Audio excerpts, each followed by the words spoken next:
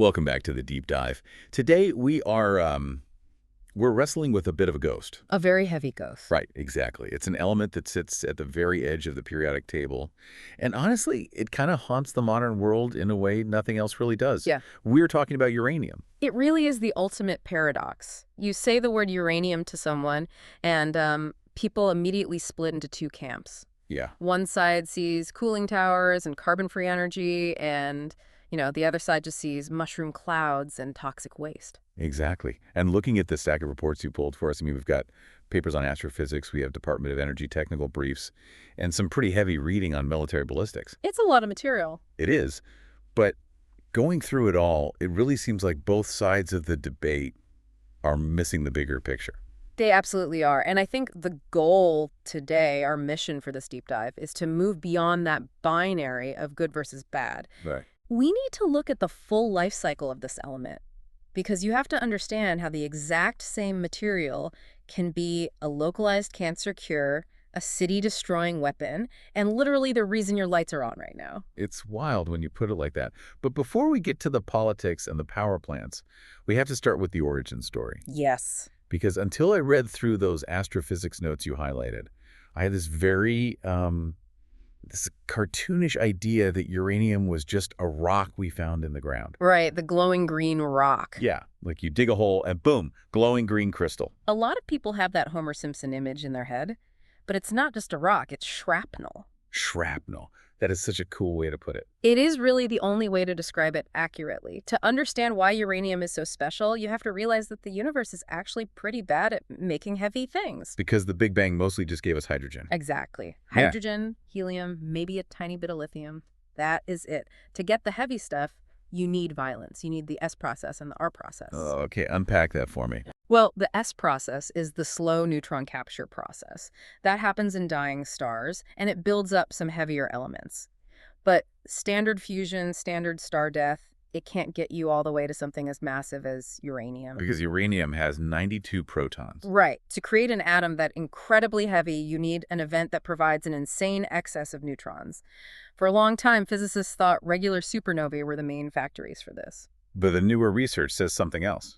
Yeah, recent research suggests it's even more dramatic. We are talking about neutron-star collisions. Literally two dead stars smashing into each other. Precisely. And that triggers the R process, the rapid neutron capture process. Essentially, you have these seed atoms being bombarded by neutrons so incredibly fast, we're talking millions of times a second, that they bulk up before they even have time to decay. Wow. They just get heavier and heavier and heavier until they hit uranium. And this collision, this happened, what did the note say, 7 billion years ago? Roughly 7 billion years ago, yeah. Long before our solar system even existed. So every single atom of uranium that we dig up today was forged in a galactic catastrophe that predates the Earth itself. It is ancient stardust. That is just, it's mind-blowing. Okay, so Earth forms about 4.6 billion years ago, Yeah. and this stardust gets baked into the planet. But here is the thing that confused me in the geology notes. Okay. If uranium is so heavy, and we know it's incredibly dense, shouldn't it have all just sunk to the core with the iron during Earth's formation? You would completely think so. Gravity should have pulled it all straight down to the center. But uranium is chemically, well, it's essentially a snob. That's a snob. Yeah, it's what geologists call a lithophile element. It loves rock. It binds really readily with oxygen, forming silicates and oxides that are actually surprisingly light. Oh, makes it. So instead of sinking all the way down, a massive amount of it floated up and got trapped in the cooling crust of the Earth. Which brings us to the first major misconception, I think. Because I always assumed uranium was incredibly rare, like platinum or gold. Not even close. It is actually about 500 times more common than gold. 500 times. Yeah, and it's 40 times more common than silver. It is literally everywhere. The briefing mentioned there are traces of it in granite, in normal soil, even in seawater. Absolutely. If you have a granite countertop in your kitchen right now, you have uranium in your kitchen. If you go out and dig up a cubic yard of dirt in your backyard, you've got a few grams of uranium right there. Okay, but if it's literally everywhere, why is there a multi-billion-dollar global mining industry? Why aren't we just filtering it out of the ocean? Because of the energy return on energy invested. That metric is everything. Sure, it is in the seawater, but it's there in parts per billion. Filtering it out will cost you far more energy than you would ever get back from using it as fuel. So it's not about finding it. It's about finding it clumped together. Exactly. The Wow. mining game is entirely about concentration. You are hunting for geological anomalies. And looking at the global map from the energy reports, those anomalies aren't evenly distributed at all. It is a pretty short list of major players: Kazakhstan, Australia, and Canada. And if you're talking about high-grade deposits, it's really just Canada, specifically the Athabasca Basin. Why is that one specific spot in Canada so rich? It's just a geological freak of nature. In most places around the world, uranium ore is maybe 0.1% or 0.2% pure. Which means you're moving a lot of rock for very little uranium. Right, but in the Athabasca Basin, you can find veins that are 20% pure. 20%? That's a massive jump. It is phenomenally high grade. It changes the economics completely. It also has to change the danger level, doesn't it? Digging up 20% pure radioactive ore seems, well, a little spicy. It is spicy. You have to handle it completely differently to protect the workers from radiation exposure. But actually, the industry as a whole is kind of moving away from digging entirely. We need to talk about the extraction methods. Right, the mining section of the deep dive, because there's the traditional way open pit or underground. Right, where you have to worry about the stripping ratio. That's the ratio of waste rock you have to move just to get to the ore. It's incredibly destructive to the landscape. But then there's ISR. In situ recovery. This was the part of the research that totally surprised me. I was picturing guys in hazmat suits with pickaxes, but ISR sounds more like a chemistry class. It's essentially chemical plumbing. With ISR, you don't dig a massive hole, you don't create a huge scar on the earth, you just drill a well. And you inject a solution down into the ground. Yes. Usually it's a mixture of oxygen and a mild alkaline solution, like sodium bicarbonate, basically baking soda dissolved in water, though sometimes they use a mild acid depending on the specific geology of the rock. You pump that down into the permeable sandstone where the uranium is sitting. And the uranium just dissolves. Uranium is highly soluble under those exact conditions. It turns into a liquid solution, and then you just pump it back up to the surface through a second pipe. You are literally drinking the uranium out of the rock with a straw. Okay, that sounds great for the surface landscape. No giant pits. But I have to play devil's advocate here based on the environmental reports. We are injecting chemical solutions directly into the water table. How do they stop that uranium soup from drifting off and getting into someone's drinking well? That is the absolute primary regulatory hurdle for ISR. You cannot do this kind of recovery just anywhere. You need a confining layer. What's that? It's usually a layer of thick, impermeable clay right above the uranium deposit and another one right below it. It creates a naturally sealed vessel underground. So it's a geological sandwich, clay bread, uranium filling. Exactly. And on top of that, the engineers keep the pressure slightly lower in the extraction zone so that the natural groundwater flows in towards the well, not out away from it. Smart.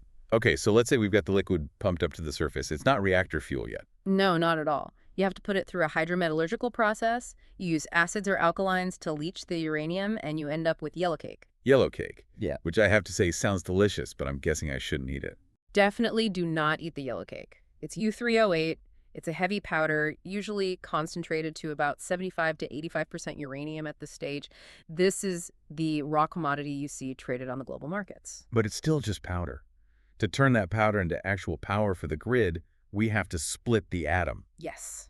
And this is where we pivot from chemistry to physics. Let's do it. Yeah. Because the physics efficient, I feel like it's easy to gloss over. But the basic concept of a nuclear plant is really just boil water, make steam, spin a turbine. But Yeah. It's essentially a very complex steam engine. At the most basic mechanical level, yes. But the heat source is what makes it unique. In a coal or natural gas plant, you are breaking chemical bonds to make heat. In a nuclear plant, you are breaking the fundamental strong force that holds the nucleus of an atom together. Fission. Fission. You take an isotope of uranium, specifically U-235, and you fire a neutron at it. It absorbs the neutron, becomes unstable, and splits. That split releases a massive amount of kinetic energy in the form of heat, and crucially, it releases 2 or 3 more neutrons. And those new neutrons fly off and hit other U-235 atoms. The chain reaction. Right. Now, in a weapon, you design it so that reaction runs away exponentially in a fraction of a second. But in a power reactor, you have to keep it perfectly flat. One split leads to exactly one more split. Sustained, controlled heat. The engineering notes distinguish between 2 main types of commercial reactors, at least in the U.S. context: PWRs and BWRs. Pressurized water reactors and boiling water reactors.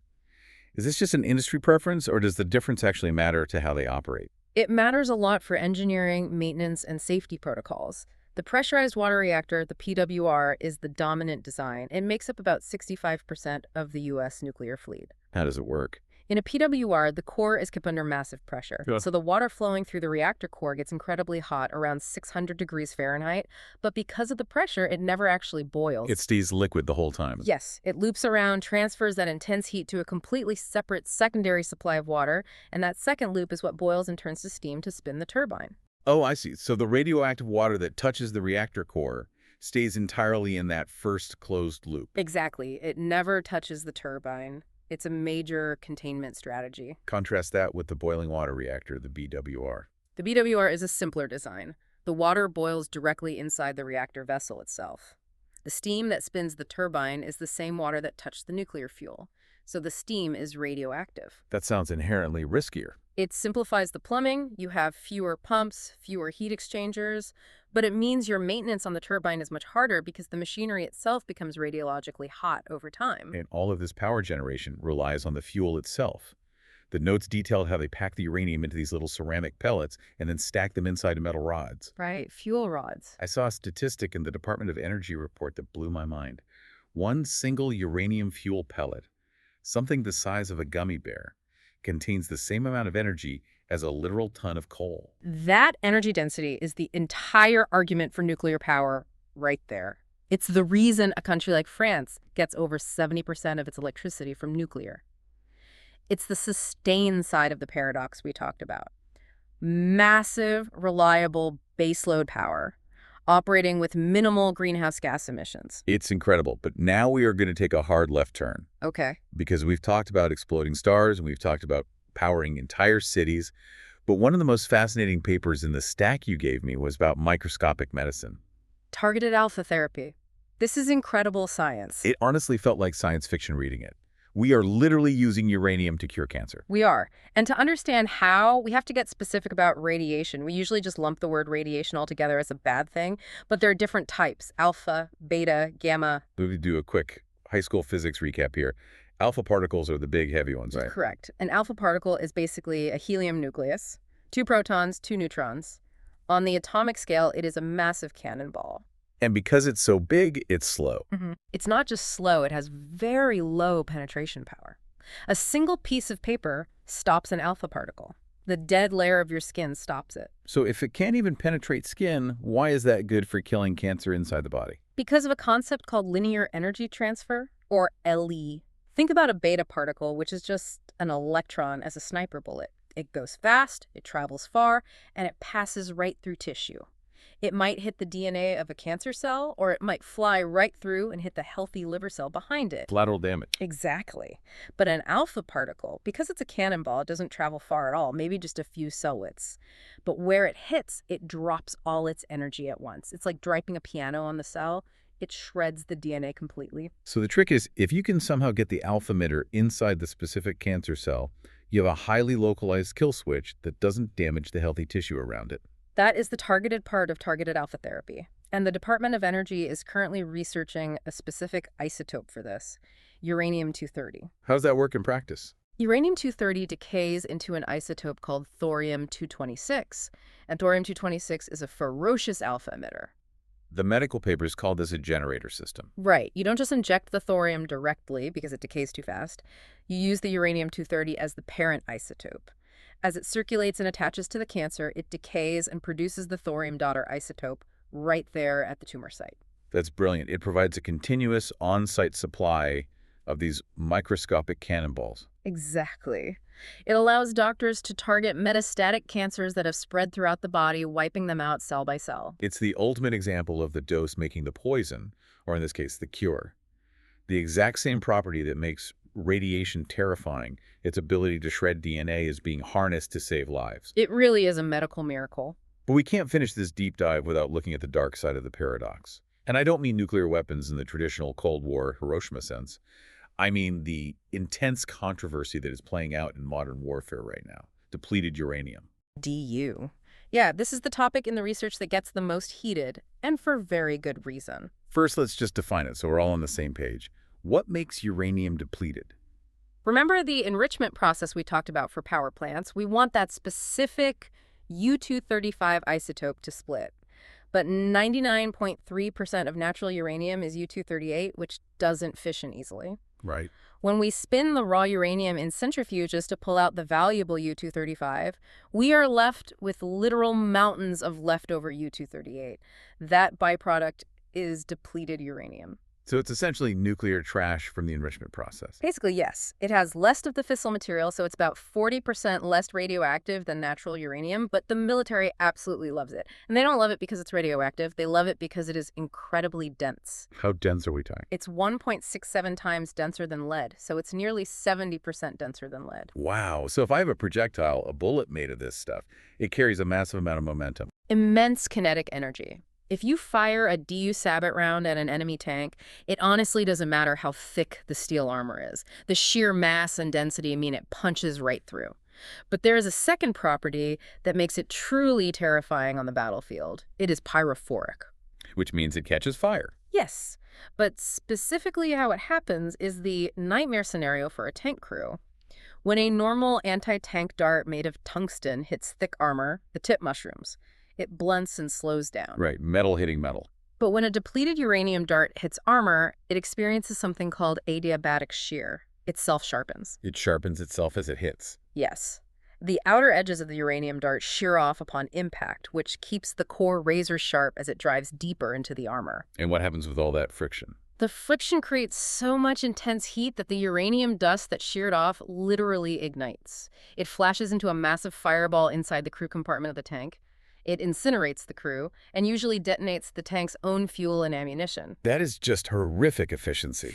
It is the ultimate tank killer. The famous A-10 Warthog aircraft, it fires 30-millimeter rounds of this stuff from its rotary cannon. The U.S. M1 Abrams tank actually uses depleted uranium in its own armor plating because it's so incredibly dense and hard to penetrate. But the military isn't the only one using it for its density, right? The notes mention civilian applications, too. Oh, absolutely.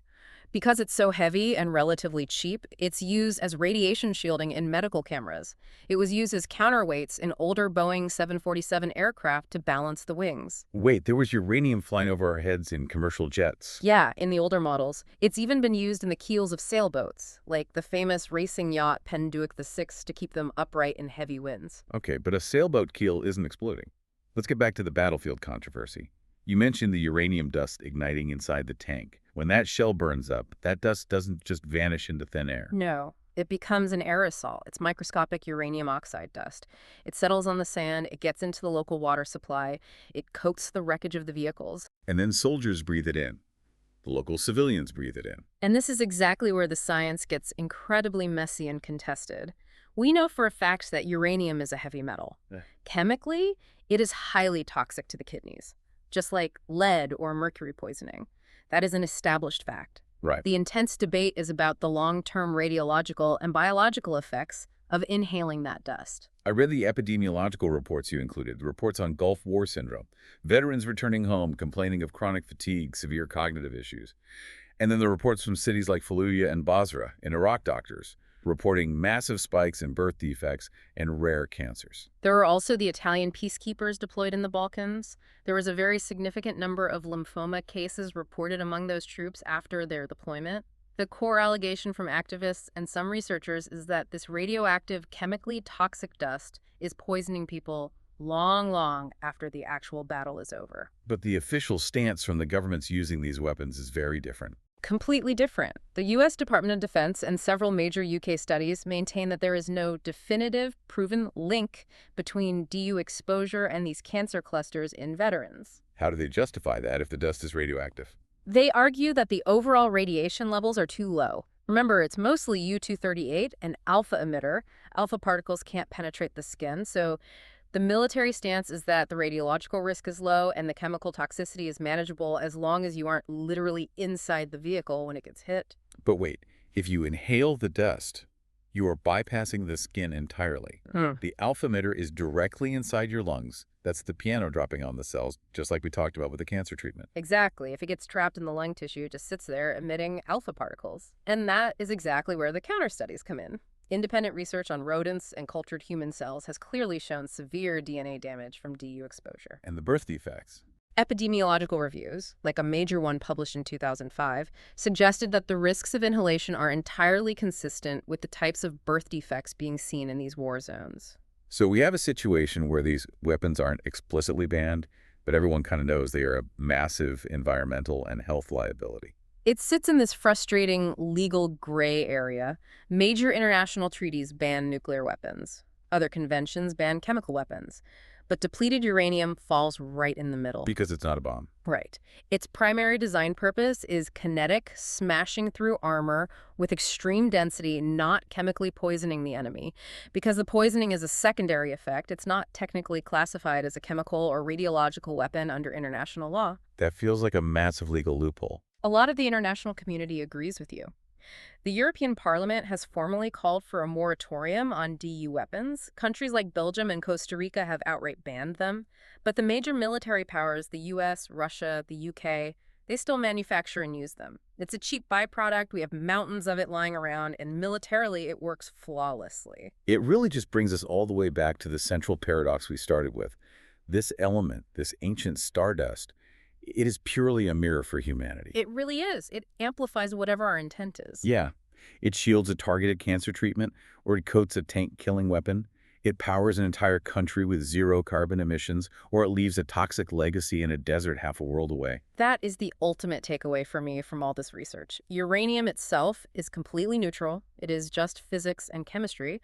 But our choices regarding how we use it, how we manage the waste, how we clean up these battlefields, those choices are anything but neutral. And the challenge for this next century is figuring out how to balance that equation. How do we harness the incredible medical and energy potential without dropping the ball on the ethical stewardship it requires? It requires a level of global maturity and responsibility that, frankly, we haven't quite mastered yet as a species. Well, that is a whole lot to process. I honestly don't think I'll ever look at a granite countertop exactly the same way again. Just don't need it. Solid advice. Yeah. Before we wrap up this deep dive, I want to leave you, the listener, with one final kind of provocative thought from the research stack.